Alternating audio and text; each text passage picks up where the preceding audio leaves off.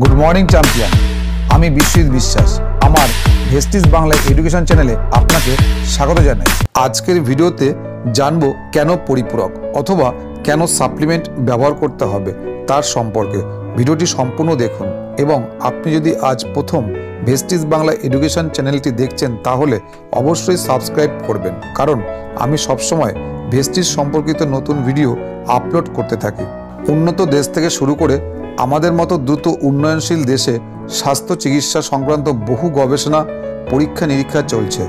লক্ষ্য একটাই, কিভাবে আরও জীবনীশক্তি লাভ করা যায় এবং মানুষের গড় আয়ু বাড়ানো যায়। মানুষ জন্মবার পর থেকে যতদিন সে বেঁচে থাকে ততদিন পর্যন্ত তার কতগুলি একান্ত প্রয়োজনীয় এবং অপরিহার্য উপাদানের প্রয়োজন হয়। খাদ্য তার মধ্যে একটি। খাদ্য গ্রহণের মাধ্যমে মানুষ তার শরীরের প্রয়োজনীয় উপাদানগুলি সংগ্রহ করে। প্রয়োজনীয় উপাদান বলতে জল, কার্বোহাইড্রেট, ফ্যাট, প্রোটিন, ভিটামিন এবং মিনারেল। খাদ্যের মধ্যে দেহের প্রয়োজনীয় উপাদানগুলি সঠিক মাত্রায় বজায় থাকে তখন তাকে খাদ্য বলে। বিভিন্ন গবেষণায় দেখা গেছে আজ থেকে 25 বছর আগে কোনো খাবারে যে পরিমাণ খাদ্যগুণ শর্করা, প্রোটিন, ভিটামিন, মিনারেল, ফাইবার থাকতো, আজ চাষের ধরন ও কীটনাশক ব্যবহারে সেই খাদ্যগুণ বহু গুণে কমে গেছে। সঙ্গে সঙ্গে সেই সমস্ত খাবারের মধ্য দিয়ে শরীরে ঢুকছে কীটনাশক, সীসা, আর্সেনিক সহ বিভিন্ন ক্ষতিকর পদার্থ। এসবের বিরুদ্ধে শরীর সবসময় লড়াই চালায়।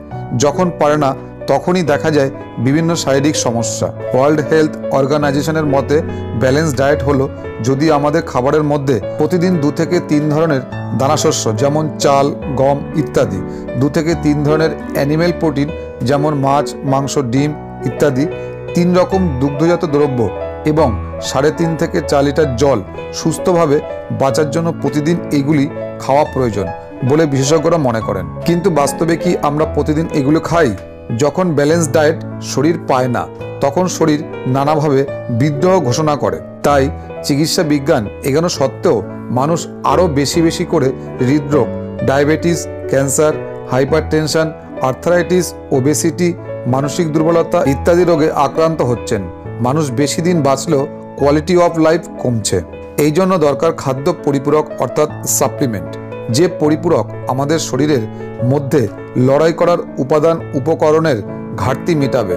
এই উপাদান উপকরণগুলির অন্যতম হল অ্যান্টিঅক্সিডেন্ট, ভিটামিন ও মিনারেল। কিন্তু খাদ্য পরিপূরক সবসময় হওয়া উচিত স্বাভাবিক অর্থাৎ কৃত্রিম উপায়ে তৈরি বা সিনথেটিক নয়। গবেষণায় দেখা গেছে সিনথেটিক ওষুধ বেশিরভাগ ক্ষেত্রেই শরীরে বিষের কাজ করে। গবেষকরা এটাও দেখিয়েছেন যে বিভিন্ন ওষুধ মূলত রোগের উপসর্গ কমাতে বা নিরাময়ে সাহায্য করে, কখনোই রোগের কারণকে নির্মূল করে না।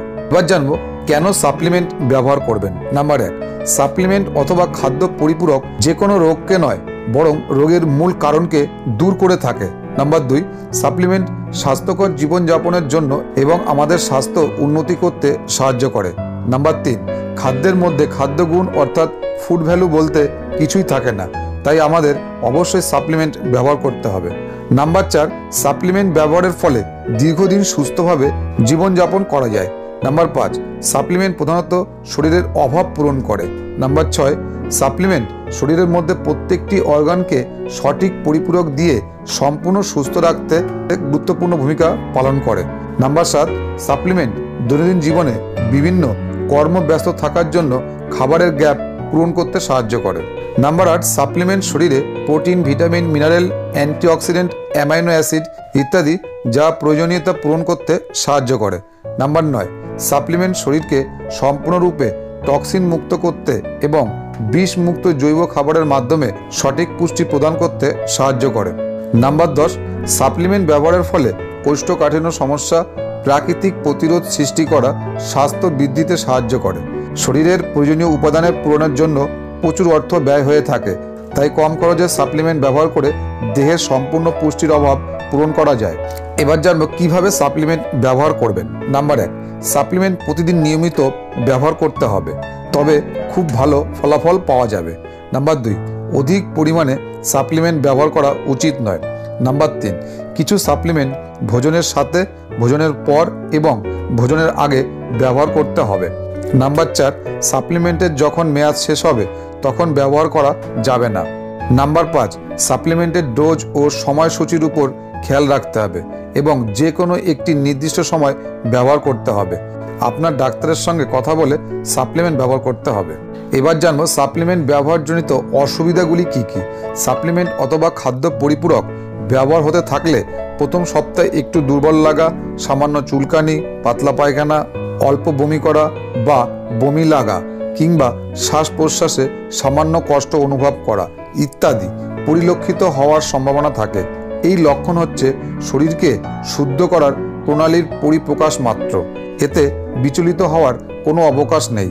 এখানে ব্যবহার কিছুদিন বন্ধ করা অথবা পরিবর্তন করা যেতে পারে। খাদ্য পরিপূরকের সকারাত্মক পরিণামের অনুভূতি কিছু লোকের জন্য 15 দিনে কাজ করে, শতকরা 25 জনের জন্য 1 মাস সময় লাগে, শতকরা 50 জনের জন্য 2 মাস সময় লাগে এবং শতকরা 98 জনের জন্য 6 মাস অথবা বেশি সময় লাগে। সবশেষে গুরুত্বপূর্ণ একটি কথা, প্রত্যেকটি ব্যক্তির ও স্বাস্থ্য সংক্রান্ত অবস্থা এবং চাহিদা ভিন্ন হতে পারে। তাই যে কোনো সাপ্লিমেন্ট ব্যবহারের পূর্বে বিশেষজ্ঞের পরামর্শ নিতে হবে এবং স্বাস্থ্য পরীক্ষা ও চিকিৎসার আগে ডাক্তারের সাথে পরামর্শ করা উচিত। আমার এই ভিডিওটি যদি ভালো লাগে তাহলে অবশ্যই লাইক করুন এবং কমেন্ট করে জানাবেন, আর আপনার টিমকে শেয়ার করুন যেন প্রত্যেকে শিখতে পারে। ভালো থাকুন, সুস্থ থাকুন। ভেস্টিজ বাংলা এডুকেশন চ্যানেলটিকে সাবস্ক্রাইব করবেন। Wish you wealth. ধন্যবাদ।